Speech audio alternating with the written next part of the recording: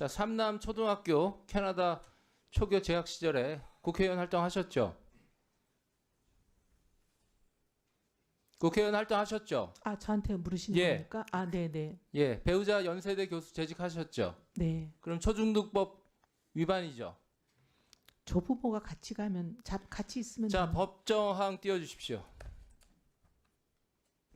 초등등 교육법은 의무교육이라 조모랑 있는 거, 조부랑 있는 거, 거기 가서 사립학교에 있었는지 공립학교에 있었는지가 아니라 엄마 아빠랑 같이 해외에 나갔을 때 유학이 허용됩니다. 그리고 이게 이진숙 교육부 장관 후보자가 낭만한 사유입니다. 어떠한 사정으로 아이가 조모에게 유학을 갔고 결과적으로 내가 국회의원이지만 당시에 법 규정을 지키지 못했다. 국민께 사과드린다. 나의 준법 의식에 부끄러움이 있었다. 이렇게 답변하면 될 문제를 거기 현지에 가서 사립학교를 다니면 안 걸리고 공립학교를 다니면 걸리고 대한민국에 존재하지 않는 규정을 왜 얘기하는 겁니까? 조모랑 있으면 법 위반이 아닙니까? 엄마 아빠랑 있어야만 된다는 법입니다. 이해하셨습니까? 이해하셨습니까? 답변하십시오. 저희가 그때 알기로는 조부모는 가능한 걸로 알았는데 의원님 다시 챙겨보지 못한 것 죄송합니다. 교육청 누가 허락해줬는지 법 위반을 교육청 누구의 허락을 받고 나갔는지 교육청 팔지 마십시오.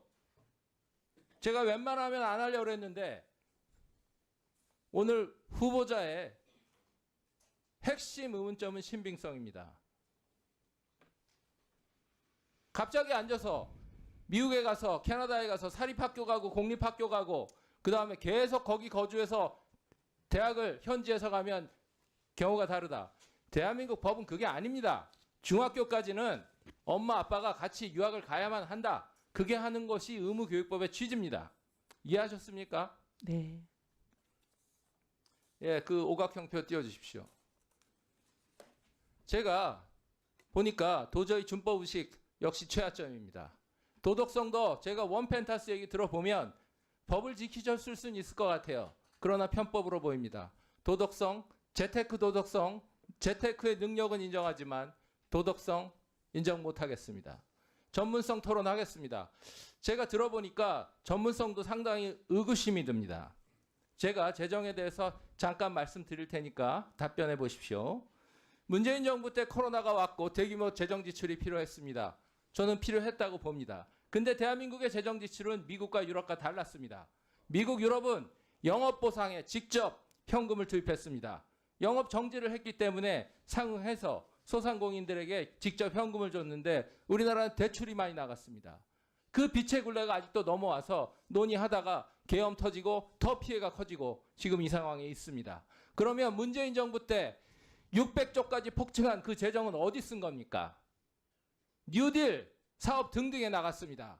재정 지출 규모보다 내용의 미스매치를 지적한 겁니다. 그러면 그렇게 그때 600조까지 늘어나면서 국가부채가 몇 프로까지 폭증했는지 알고 계십니까? 몇 프로에서 몇 프로로 올랐습니까? 문재인 정부 때 60%까지 올랐던 걸로 기억합니다. 60% 전입니다. 그러나 폭증했습니다. 네. 그러면 윤석열 정부 들어서서 전 세계적으로 인플레이션이 터지고 고금리가 몰려오고 기업부채, 국가부채, 가계부채, 3종 부채 세트가 있는데 그러면 재정을 펑펑 풀어서 인플레이션을 촉진해야 됩니까? 어떻게 해야 됩니까? 제가 그 부분 잘했다고 하지 않았습니다, 의원님. 아니 윤석열 정부의 참담한 실패 결과를 보고 전향을 하셨다면서요. 네, 윤석열 정부는 잘못한 것 잘못한 게 있는 거고요. 문재인 정부가 그렇다고 해서 잘했다고 하지는 않았습니다. 잘못한 걸 구체적으로 지적하세요. 윤석열 정부는 기업부채, 가계부채, 재정 국가부채 3종 세트 속에서 위기에 복합 위기에 맞았고 그걸 V자로 해결하느냐 경착륙하느냐 연착륙하느냐의 선택이 있었습니다. 저는 경착륙이 옳았다고 봅니다. 그런데 윤석열 정부는 연착륙을 했고 지금 이재명 정부로 넘어왔습니다. 세수 기반 높여야죠. 문재인 정부 때 많이 높아졌습니다. 저는 칭찬했습니다. 제가 이 방에서 계엄 터지기 전에 칭찬했습니다. 근데 문제는 너무 급격히 높아져서 세원이 부담을 느끼기 시작했습니다. 기업도 가게도. 그러면 세원을 확충하기 위해서 세원이 떠나갈 때까지 둬야 됩니까? 속도 조절해야 됩니까? 속도 조절하는 게 전문가입니다. 제가 후보자 보니까 꽤 당파성이 너무 높으세요. 제가 그 느낌을 드는데 1분만 주시면 마무리하겠습니다. 자, 민주당이 내란이다 발언하셨죠? 그 당시 탄핵 개업 전국에서 국민의힘 당 지도부의 입장은 그런 입장 아니었습니다. 계엄을 반대했고 대통령 하야에 국회의원들이 상의 마쳤고, 그런데 계엄이 갑자기 뚫렸고 전 국민이 탄핵 찬반으로 길거리에서 갈라졌고, 그 혼란을 극복하기 위해서 우리는 헌법적 절차적 통제에 최선 다했습니다.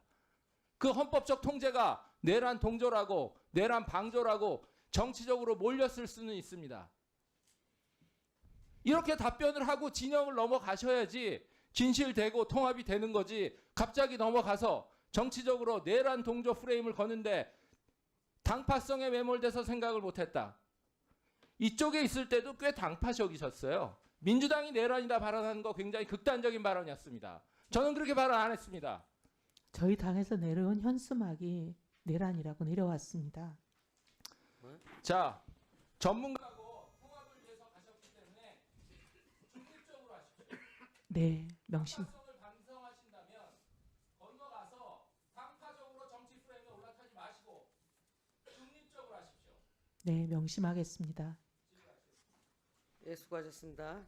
다음은 더불어민주당 안도골 의원님 질의해 주시기 바랍니다.